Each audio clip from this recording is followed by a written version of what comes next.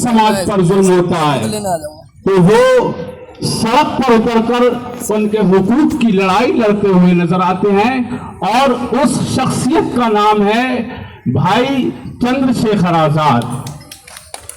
तो आज हमें जरूरत है कि जिस शख्सियत ने हमारे हक व हुकूक की लड़ाई सड़क से संघर्ष करके शुरू की है, तो हम भी उनके हाथों को मजबूत करें और उनको ताकत दें ताकि वो हमारे हक व हुकूक की बात सड़क से लेकर और संसद तक पहुंचा सके। ये जरूरत है हमारी और आपकी। और राजनीतिक पार्टियां बहुत हैं, लेकिन सब अपने अपने इस रूम से बैठकर विरोध जताते हैं जहां जुल्म होता है, जहां अत्याचार होता है। लेकिन हमारे भाई चंद्रशेखर आजाद ने ये तय किया है कि वो चाहे कोई भी जात, चाहे कोई भी धर्म का हो, कोई भी मजहब का मानने वाला हो, जिस पर जुल्म, अत्याचार और अन्याय किया जाएगा तो ऐसे रूम में बैठकर उसका विरोध नहीं किया जाएगा, बल्कि हम उसका विरोध सड़कों पर उतर कर करेंगे और उनके हुकूक दिलाकर रहेंगे।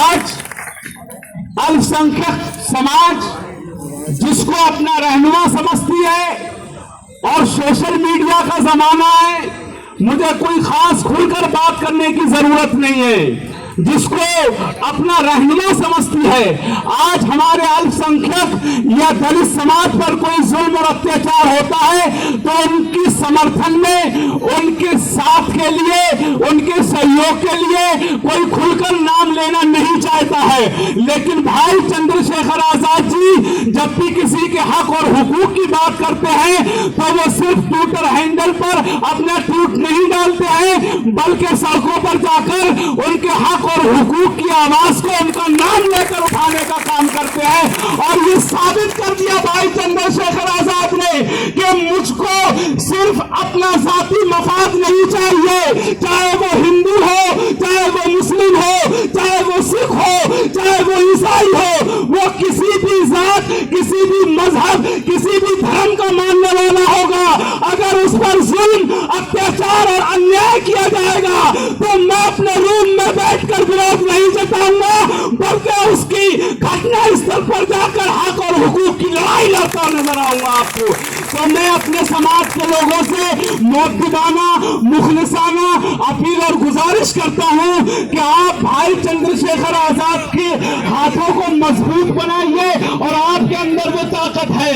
आपको मालूम है भाई चंद्रशेखर आजाद ने जमीन से संघर्ष करना शुरू किया है और ऐसा संघर्ष शुरू किया है, मैं बहुत बड़ी बात करना नहीं चाहता हूं, कहीं उनके पिलास से नाखून निकाल दिए जाते हैं तो कहीं उन पर जुल्म, तशद्दुद, बर्बरियत के पहाड़ तोड़े जाते हैं, तो कहीं पर जेल में डाला जाता है, सब कुछ सहन करता है, कहीं पर लाठियां बरसाई जाती है, सब कुछ सहन करता है। लेकिन बंदा सिर्फ यही बोलता है कि जब भारत आजाद है, भारत के अंदर संविधान है, भारत के अंदर कानून है और इस भारत के अंदर हर मजहब वाले को, हर धर्म वाले को, हर जाति को अपने अपने हिसाब से, अपने अपने धर्म के मुताबिक जीने का अधिकार है। तो भाई चंद्रशेखर आजाद ने कुछ और नहीं मांगा, बल्कि सड़क पर जुल्म सहने के बाद सिर्फ यही इन हुक्मरानों से मांगा था कि हर एक को उनके हक दे दिए जाए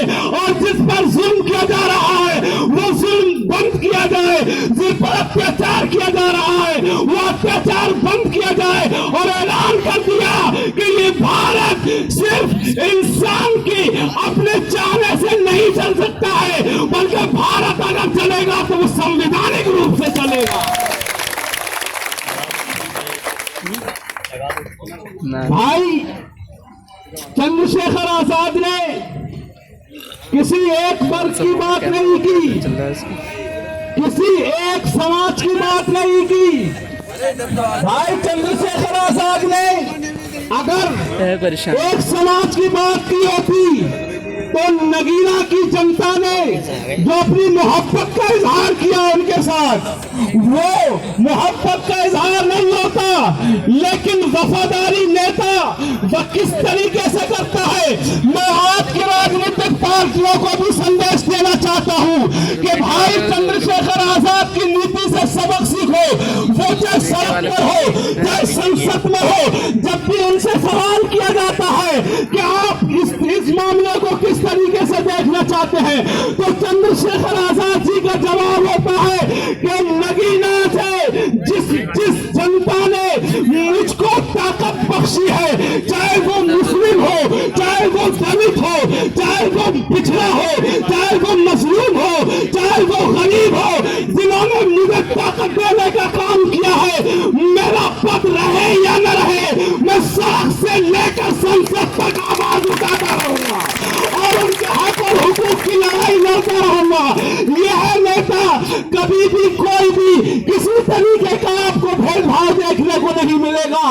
मोहतरम हजरत, आज हमारे देश में आप जान रहे हैं किस तरीके की राजनीति हो रही है, आप जान रहे हैं किस तरीके का माहौल बना हुआ है, लेकिन मुसलमानों और पिछड़ों और दलित लोगों, आप समझिए जिस वक्त सड़क पर इंसानियत पड़ी सिसक रही थी, जिस वक्त इंसानियत सिसक रही थी, जिस वक्त में चाहती थी इंसानियत से कोई रहनुमा आ जाए, तो फिर आपने देखा कि एक गरीब बाप का जिसका ओहदा था मास्टर, उसका बेटा अपने घर से निकलता है और फिर ये अज़्म मुसम्मम करता है कि अब मैं देश पर रहने वाले उन जालिमों को देखेंगे कि जिन्होंने हमारी जात पर, जिन्होंने पिछड़ों पर, जिन्होंने गरीबों पर, जिन्होंने मजलूमों पर जुल्म किया है। अकेला ही चला था जानिबे मंजिल मगर, वो अकेला ही चला था जानिबे मंजिल मगर, लोग आते गए कारवा बनता गया। जब भाई चंद्रशेखर आजाद ने ये ऐड ले लिया कि अब हमको जालिमों के जुल्म नहीं सहना है, और किस लिए नहीं सहना है कि जुल्म सहना और उसके खिलाफ आवाज उठाना, इससे बड़ी कोई बुज़दिली नहीं हो सकती है। भाई चंद्रशेखर आजाद ने इस भारत में संविधान को कायम करने की बात की है। भाई चंद्रशेखर आजाद ने संविधान के मुताबिक हर एक जाति वर्ग के लोगों को जिंदगी गुजारने का संदेश और समर्थन दिया है। भाई चंद्रशेखर आजाद ने ये ऐलान किया है कि चाहे वो गरीब हो चाहे वो अमीर हो, आपको मालूम है, आप संसद का बयान सुन लीजिएगा। भाई चंद्रशेखर आजाद ने आवाज उठाई, चाहे वो प्राइम मिनिस्टर हो और चाहे वो मिनिस्टर हो, चाहे वो डीएम हो, चाहे वो एसडीएम हो, चाहे वो गरीब हो, हर एक के बच्चे को शिक्षा सरकारी स्कूल में देना चाहिए। क्या मसलियत थी, क्या इसमें क्या मामला बेहतर था जो ये राय दी? मामला ये है कि बड़े बड़े अधिकारियों के बच्चे तो बेहतर स्कूलों में शिक्षा पा रहे हैं, लेकिन एक गरीब मजदूर का बच्चा उस सरकारी स्कूल में जाता है जहां पर डिपार्टमेंट की कमियां रहती है, जहां पर शिक्षकों की भर्तियों के पद भी अभी खाली पड़े हैं। वो लोग अपनी तालीम किस तरीके से पाएंगे? वो गरीब मजलूम और वो गरीब मजदूर का बेटा अच्छी शिक्षा हासिल करने का बहुत बड़ा शायद है, लेकिन पैसे की मजबूरी है। तो भाई चंद्रशेखर आजाद की निगाह पहुंची कि सामान तरीके से जिंदगी का हक तभी मिल सकता है जब छोटे और बड़े में फर्क खत्म कर दिया जाएगा, और जिस स्कूल में मजदूर का बच्चा पढ़ेगा उसी स्कूल में डीएम साहब का भी बच्चा पढ़ेगा। जब अच्छी डीएम का, जब अच्छी तालीम का इंतजाम होगा, तो अगर डीएम साहब का बच्चा काबिल होगा तो सड़कों पर चलने वाला, खेत और मजदूरों पर जाकर मजदूरी करने वाले का बच्चा भी डीएम और एसडीएम की कुर्सी हासिल करने की सलाहियत रखेगा। भाई माइक वाले भैया, हेलो, ये हमारा जो ये मंच है इसको मैं इन्हीं बातों के साथ इधर लाना, मैं अपनी बात को खत्म करता हूँ। अस्सलाम वालेकुम व रहमतुल्लाह। थोड़ा पेड़ के आड़ मर रहा है यहाँ होगा तो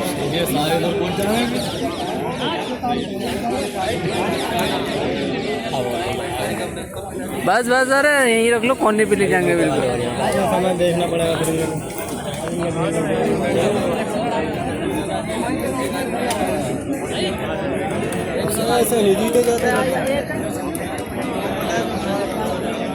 यहाँ रखते हैं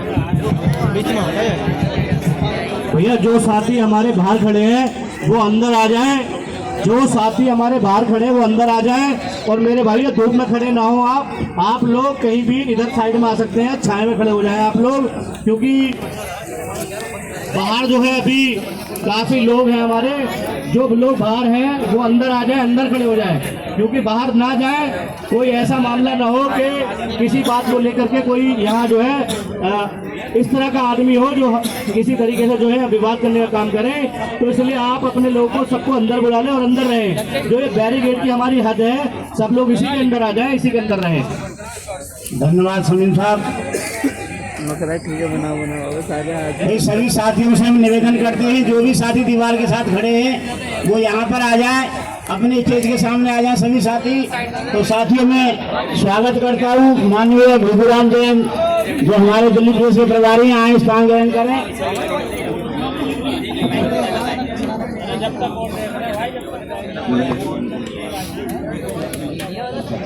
मैं एडवोकेट सिकंदर जी पुलिस से निवेदन करूंगा कि वो आए स्टेज पर स्थान ग्रहण करें। साथ ही हमारे जुबेर चौधरी हैं जो स्टूडेंट फेडरेशन के अध्यक्ष हैं दिल्ली प्रेस के, अपना स्थान ग्रहण करें।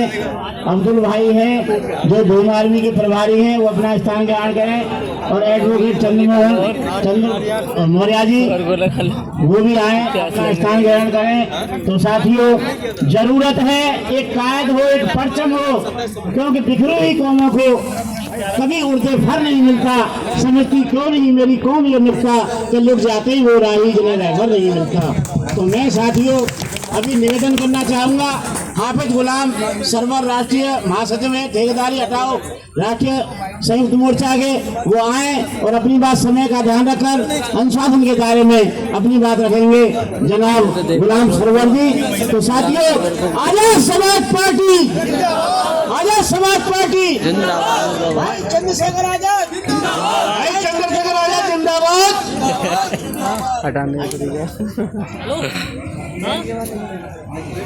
जज्बे शौक़े शहादत को क्या पूछिए, अब हथेली पे हमने बिसर ले लिया। जज्बे शौक़े शहादत को क्या पूछिए, अब हथेली पे हमने बिसर ले लिया। कत्ल होने से आखिर कहाँ तक डरे, कातिलों के मोहल्ले में घर ले लिया। अस्सलाम वालेकुम, आदाब, जय भीम, नमो बुद्धाय, जय जोहार। दोस्तों आज का धरना विशुद्ध रूप से आजाद समाज पार्टी के बैनर तले धार्मिक उन्माद जो तेजी से इस देश में बढ़ रहे हैं उस पर लगाम लगाने, सरकार के द्वारा भेदभावपूर्ण निर्णय जो लिए जा रहे हैं उस पर विराम लगाने की मांग। और पीछे से आवाज आ रही है, मीडिया के जो साथी सब खड़े हुए हैं, तो पीछे के साथी कह रहे हैं तो थोड़ा देर झेल लीजिए, क्या कीजिएगा, ये भी आपके काम के लोग हैं, क्या कीजिएगा, यही तो मैसेज दूर तक पहुंचाएंगे। बाकी आप लोग तो समर्पित लोग हैं, हम ही लोगों को कॉम्प्रोमाइज करना पड़ेगा, मीडिया वालों को परेशान कैसे करेंगे, यही तो हम लोग की बात पहुंचाते। 2 मिनट सिर्फ अपनी बात रखूंगा और केंद्र सरकार और उत्तर प्रदेश सरकार से विनती पूर्वक कहूंगा, चूंकि भारत का संविधान और संवैधानिक व्यवस्था इंडियन डेमोक्रेटिक सेटअप जो है वो पीएम, सीएम और डीएम ये सुपर पावर होते हैं, यही क्रियान्वयन करते हैं, यही आदेश पारित करते हैं और आदेश को लागू भी करवा देते हैं। 2-3 बातें हैं, देश के लोग भी सुने और समाज के लोग भी सुने। लगातार देश में एक बात चल रही है बुलडोजर पॉलिसी की, और बुलडोजर जो चल रहा है वो ये कहकर चलाया जा रहा है कि भैया ये अवैध निर्माण है। अच्छी बात है, अवैध निर्माण तो होना ही नहीं चाहिए, सब कुछ वैध होना चाहिए, अवैध कुछ भी नहीं होना चाहिए। लेकिन सवाल है मीडिया के साथियों, आप पहुंचाएंगे देश के लोगों तक, उन देश के देश प्रेमियों तक जो भटक गए हैं और जो फर्जी नैरेटिव बिल्ड किया जा रहा है उसके चक्कर में आ रहे हैं, गोदी मीडिया के चक्कर में, कि ये वैध और अवैध परिभाषित कैसे होता है, कब होता है। आपने सुना होगा नबी के शान में गुस्ताखी हुई, चंद लोग छतरपुर से निकलते हैं, थाने में एक अर्जी देने जाते, कहा यह जाता है कि थाने पर इन्होंने पथराव किया। मैं इस तमाम भीड़ से पूछता हूं, मीडिया के साथियों से पूछता हूं और भारत के तमाम इलेक्ट्रॉनिक चैनल और प्रिंट मीडिया से पूछता हूं कि छतरपुर थाने पर पथराव करने का कोई वीडियो आपके पास है क्या? है क्या मीडिया के बंधु, आपके पास है क्या? आपके पास है, बोलिए हाँ या ना। अरे वो तो मीडिया नहीं है, खड़े हो। फिर भी हाजी शहजाद समेत कई मकानों पर बुलडोजर चलाए गए, ये कहकर कि चूंकि इन्होंने थाने पर पथराव किया था इसलिए बुलडोज किया जाता। जब सुप्रीम कोर्ट ने पूछा तो कहा जी नहीं, वो तो अवैध निर्माण था।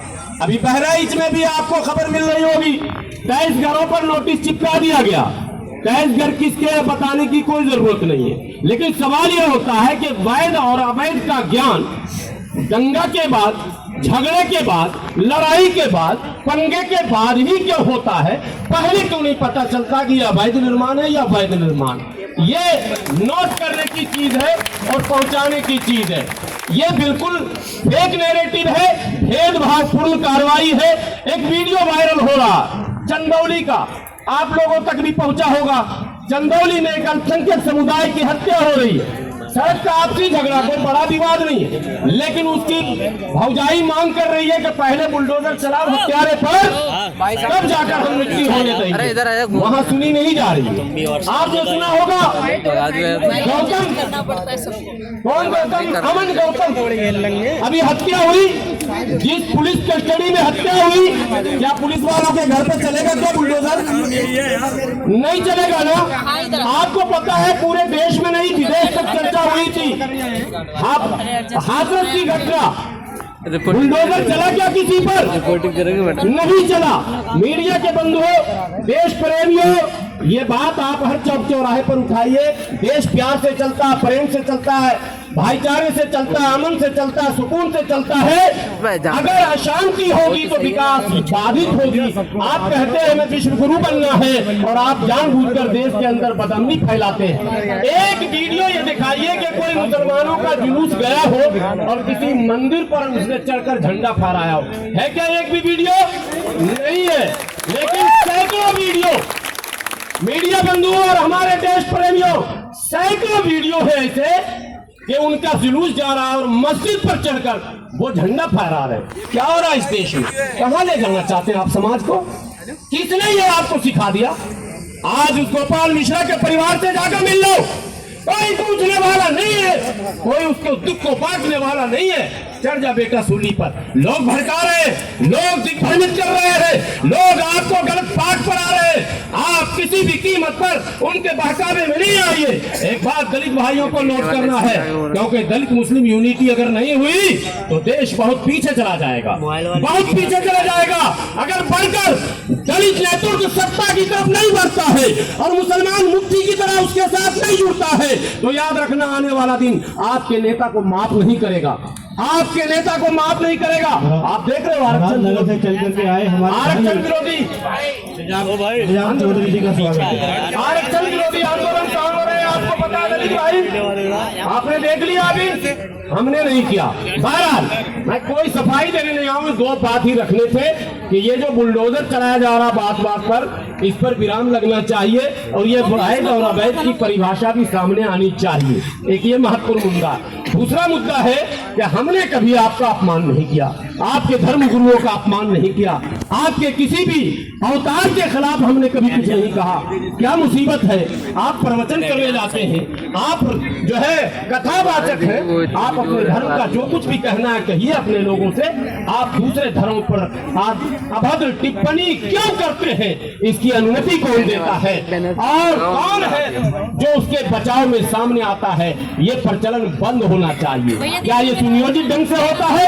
आपने मुफ्ती सलमान अजहरी को सिर्फ इसलिए गिरफ्तार कर लिया था कि उसके शेर जो थे वो भड़काऊ थे। ठीक है, मैं विरोध नहीं कर रहा हूं, मैंने कहीं धरना प्रदर्शन भी नहीं किया। हाँ, आपत्ति तो जताई थी हमने, लेकिन आपने दूसरों को गिरफ्तार क्यों नहीं किया? कौन सी मजबूरी है? क्या आप इन लोगों को गिरफ्तार नहीं कर रहे हैं? इनके बचाव में लोग आ रहे हैं, धरने हो रहे, प्रदर्शन हो रहे। आपको ये बताना पड़ेगा, दूध का दूध और पानी का पानी होना चाहिए। राज धर्म का आपको पालन करना चाहिए। अगर इस तरह से लगातार वन साइडेड काम होगा तो कोई गाड़ी जो वन साइड चलती है तो वो एक्सीडेंट हो जाती है। वन साइड ड्राइवर लोग होंगे यहाँ पर, लगभग आधे से ज्यादा लोग गाड़ी चलाना जानते हैं। वन साइड अगर कोई गाड़ी चलती है ना तो उसके स्टीयरिंग को बहुत जोर से पकड़ना पड़ता, जरा सा भी स्टीयरिंग ढीला देंगे एक्सीडेंट। तो ये वन साइड सरकार नहीं चल सकती, सरकार को बैलेंस बनाना पड़ेगा। अंतिम एक बात कहूंगा, आप लोगों को बताया जाता है कि योगी जी आए, मोदी जी आए, अब्दुल का नट टाइट कर दिया गया। मैं ये बात इसलिए कहता हूं, मैं अपने बड़े भाइयों को समझाना चाहता हूं। देश के वो बड़े भाई जिनके कांधे पर इस देश का भविष्य है, अगर वो गलत रास्ते पर चले जाएंगे तो हम तो मुट्ठी भर लोग हैं, हम तो 15% है, क्या हम करेंगे आपके साथ? आप जब तुल जाएंगे देश को डुबाने पर तो हम कब तक बचाएंगे भाई? इसलिए एक बात कही जाती है, अब्दुल का नट टाइट कर दिया गया। बोल्ट आपने देखा होगा इतना बड़ा होता, नट इतना बड़ा होता। बोल्ट 85% होता है, नट 15% होता है। अगर नट को जरूरत से ज्यादा टाइट करोगे तो नट स्लिप हो जाएगा, और अगर नट स्लिप हो जाएगा बोल्ट काम का नहीं बचेगा। इतनी मिस्त्री को पूछ लेना। जय भीम, नमो बुद्धाय, नमस्कार, अस्सलाम वालेकुम, खुदा हाफिज़। धन्यवाद जनाब। अब मैं निवेदन करना चाहूंगा अब्दुल भाई को, जो प्रदेश में प्रभारी हैं भीमानी के, दिल्ली प्रदेश के, वो आए और समय का ख्याल रखते हुए अपनी बात कहेंगे। अब्दुल भाई।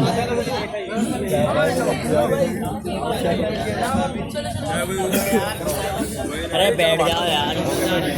जा रहे हैं कि जा रहे हैं? जा रही है, जाओ यार। दोबारा आएंगे पता नहीं, अभी आप दोबारा आए ना। काम भी तो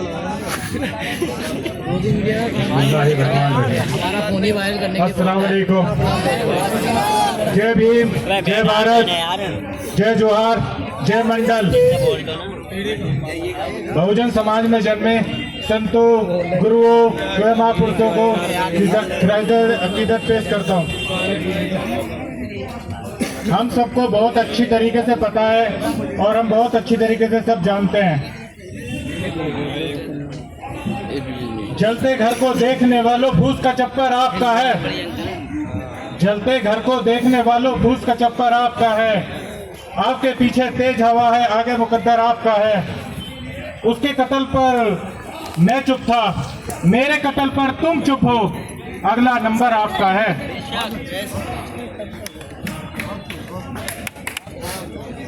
सुना है ऊंचा सुनती है दिल्ली, सुना है ऊंचा सुनती है दिल्ली, फिर भी बहुत दूर है दिल्ली। सुना है ऊंचा सुनती है दिल्ली, फिर भी बहुत दूर है दिल्ली। दरबार में कोई नहीं बोलता, दरबार में कोई नहीं बोलता, बोलता है तो माननीय चंद्रशेखर आजाद बोलता है। मैं यही कहूंगा सभी साथियों से, सभी भाइयों से, 2014 के बाद जो हालात हैं वो आपने देखे हैं। वक्फ बोर्ड के ऊपर हम आंदोलन कर रहे हैं, अल्लाह के नबी की शान में गुस्ताखी करने वालों के बीच के लिए हम बात कर रहे हैं। लेकिन आप सब जानते हैं, सब अच्छी तरीके से वाकिफ हैं, हमारी आबादी इतनी सी है, लेकिन हम गलत फहमी में आज तक इतने जी रहे हैं। आपको बता दूं तो हम 85% लोग हैं, 15% वाले राज कर रहे हैं, 85% वाले पिट रहे हैं, कुट रहे हैं, छित रहे हैं और उनको झेल रहे हैं। आपको बता दूं, आपको समझा दूं तो 85% बहुत होता है। जैसे हमारे साहब ने कहा, एक छोटा सा बोल्ड तो 15% ही है, लेकिन 85% इतना बड़ा है, लेकिन उसको हम नहीं समझ रहे, नहीं जान रहे। तो आप सभी से फिर कहूंगा, फिर समझाऊंगा, फिर यही बात कहूंगा, 85% हो, जाग जाओ, अभी वक्त है, नहीं तो ऐसा वक्त आ जाएगा कि अभी हमारे घर दौड़ रहे हैं, अभी फिर हमें यहाँ से ये कहेंगे चले जाओ, जाने के लिए हमारे पास कोई जगह नहीं है। आपको ये भी बता दूं, हम यहाँ बाई चॉइसेस हैं, ये सब हम अपनी मर्जी से रुके। हमारे बुजुर्ग ने अपनी मर्जी से ये चॉइस किया। भारत हमारा देश भारत है, हम यहाँ जन्मे हैं, हम इसी मिट्टी में दफन होंगे। कोई गलतफहमी में ना जिए कि यहाँ से हमें भेज देगा, यहाँ से हमें निकाल देगा। हम इसी भारत के हैं, इसी भारत में रहेंगे। जय भीम, जय भारत, अस्सलाम वालेकुम।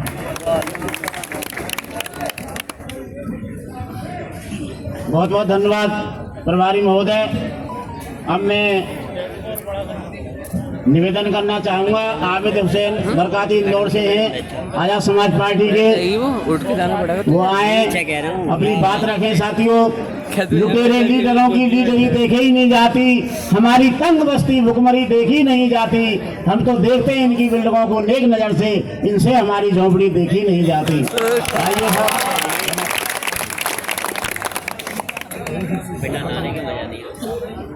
परवेज खान साहब जिला संगठन मंत्री हैं, वो अपनी बात रखेंगे। परवेज जी। परवेज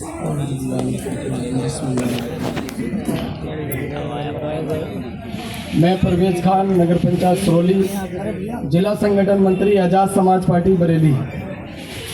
साथियों, बहुजन समाज में जन्मे सभी महापुरुष, सभी संतों को एक लाइन में खैरत अकीदत पेश करते हुए अस्सलाम वालेकुम, क्रांतिकारी जय भीम, जय संविधान। टाइम लिया था मैडम। साथियों, जिस तरीके से आज का जो मंच जंतर मंतर पे सजाया गया है, इसके मुख्य अतिथि भीम आर्मी के चीफ, आजाद समाज पार्टी के राष्ट्रीय अध्यक्ष, नगीना लोकसभा से जीत करके संसद पहुंचते हुए आदरणीय माननीय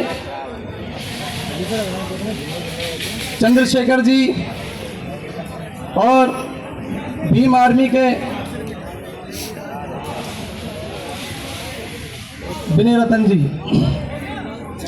साथियों, आज का जो विषय है, धार्मिक गुरुओं को जिस तरीके से टारगेट किया जाता है, ये एक जो मनवादी लोग हैं, इनकी एक गलत दिमाग में एक वहम बैठ चुका है और ऊपर से दे दिया है कि पत्थरबाजी पत्थरबाजी पत्थरबाजी, एक नाम रख लिया पत्थरबाजी। जिस तरीके की पत्थरबाजी की कोई वीडियो, कोई फोटोज, किसी तरह की कोई कुश्ती नहीं होती है और फिर भी वही पत्थरबाजी का नाम दिया जाता है। बीच में हमारे हुजूर सल्लल्लाहु अलैहि वसल्लम के शान में इतनी अपशब्द बात की है जो हम कह नहीं सकते।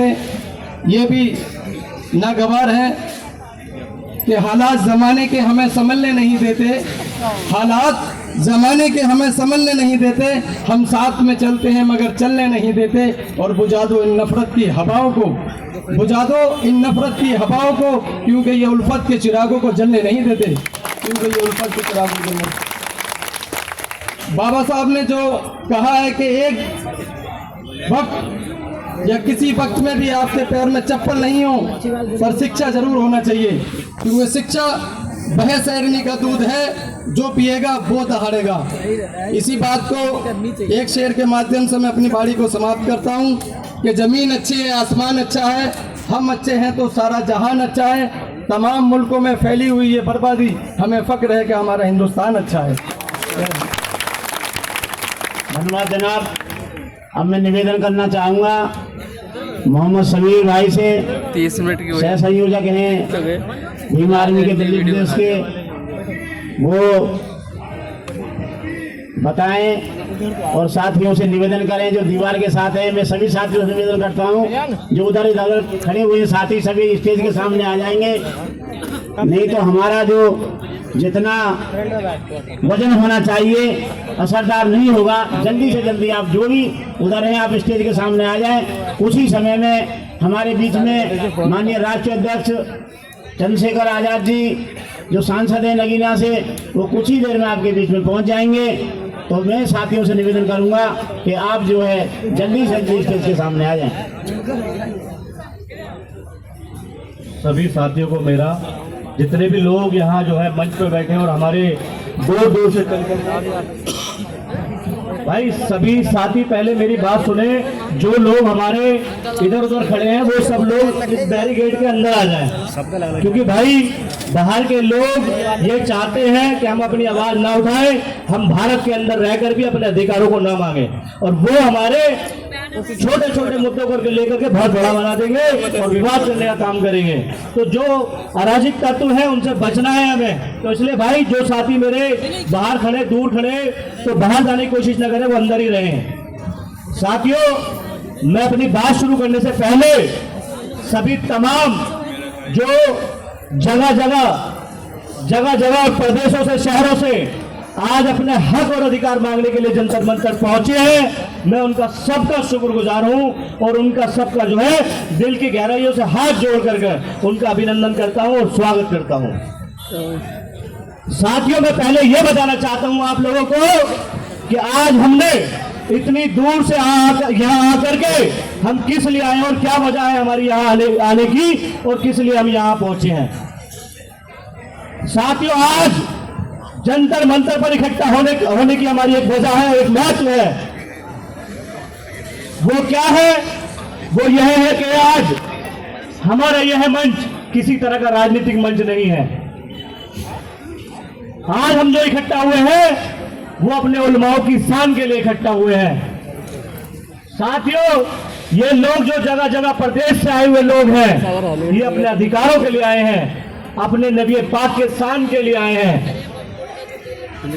जो पूरे देश के अंदर भारतीय संविधान, डॉक्टर बाबा साहब अम्बेडकर का संविधान हमें धार्मिक आजादी देता है, हमें भारत के अंदर धार्मिक आजादी देता है। जैसे आजादी सिखों को मिली हुई है, जैसे आजादी क्रिश्चियनों को मिली हुई है, जैसे आजादी इस देश के अंदर हिंदुओं को मिली हुई है, जैसे आजादी दलितों को मिली हुई है, ऐसे ही आजादी हमारे मुसलमान भाइयों को भी मिली हुई है।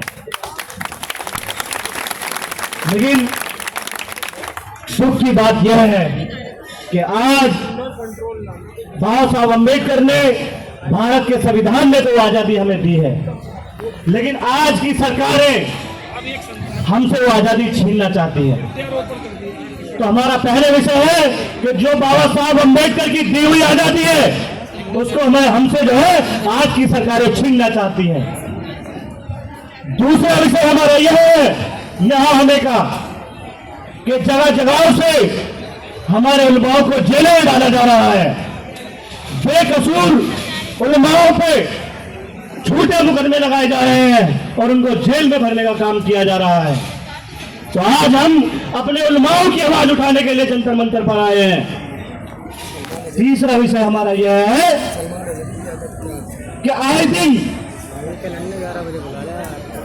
हमारे नबी पाक मोहम्मद सल्लल्लाहु अलैहि वसल्लम की शान में गुस्ताखियां हो रही है, और अगर हम उनकी आवाज उठाने के लिए रोडों पर आते हैं, हम बोलने का काम करते हैं, तो हमारे लोगों को, चाहे वो मेरे के पास मुंडानी हो, 30 लोगों में जेल भेज दिया गया, चाहे वो डसना मसूरी का मामला हो, वहां 50 के लोगों को जेल भेज दिया गया, चाहे वो सिकंदराबाद का मामला हो, वहां हमारे 16 लोगों को जेल भेज दिया गया। जहां जहां हमारे लोग आवाज उठाते हैं वहां हमारे लोगों को जेल में डाला जा रहा है, और हम अगर कुछ कर रहे हैं तो हम उनकी आवाज उठाने का काम नहीं कर रहे, क्योंकि आज हम घरों से निकलने के लिए तैयार नहीं है। ये सोचने की बात है कि भारत के अंदर, उत्तर प्रदेश के अंदर एक ऐसी मानसिकता की सरकार है कि एक आदमी को बचाने के लिए जिसने पूरे देश का माहौल खराब करने का काम किया, जिसने जो है हमारे नबी पाक की शान में गुस्ताखी करने का काम किया, जिसने जो बाबा साहब अम्बेडकर के हमारे भारतीय संविधान के माध्यम से हमें अधिकार मिले हैं, उन अधिकारों को हमारे कुचलने का काम किया, जिसने हमारे धर्म पे जो है आग उठाने का काम किया, अगर हम उसके लिए आवाज उठा रहे हैं तो हमारे लोगों को जेल में डाला जा रहा है।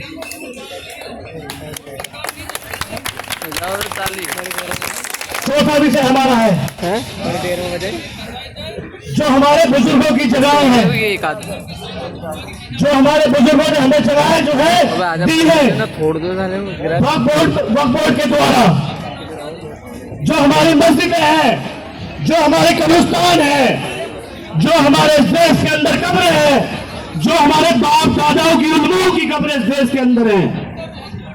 आज की सरकार एक काला कानून का कोर्ट पर लेकर के आई है और हमसे हमारी मस्जिदें छीन लेना चाहती है, हमसे हमारी कब्रें छीन लेना चाहती है, हमसे हमारी मस्जिदें छीन लेना चाहती है। क्योंकि आज हमारे नबी इतने कमजोर, हमारे नबी के साथ वक्फ बोर्ड पर जो काला कानून है उसको बचाने के लिए हम लोग जंतर मंतर पहुंचे हैं। ये 4 विषय हमारे हैं। मैं सभी साथियों से निवेदन करता हूं कि इन 4 विषय के अलावा कोई भी अपनी इससे आगे बात ना रखे, इसी 4 बातों पे अपनी बात रखे। शुक्रिया।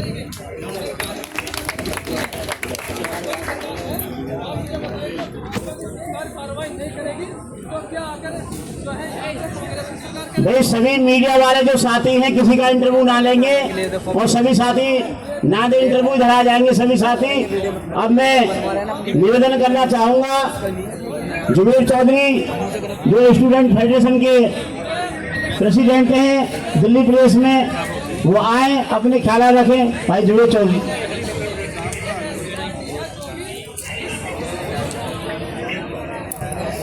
जय भीम, अस्सलाम वालेकुम साथियों। आप सभी देश के अलग अलग हिस्सों से आए हुए जितने भी मेरे साथी भाई बड़े बुजुर्ग हैं, उन सब के लिए आप चलकर यहाँ तक आए, आप सभी का बहुत बहुत धन्यवाद। साथियों आज बहुत शुक्रिया। मैं आपसे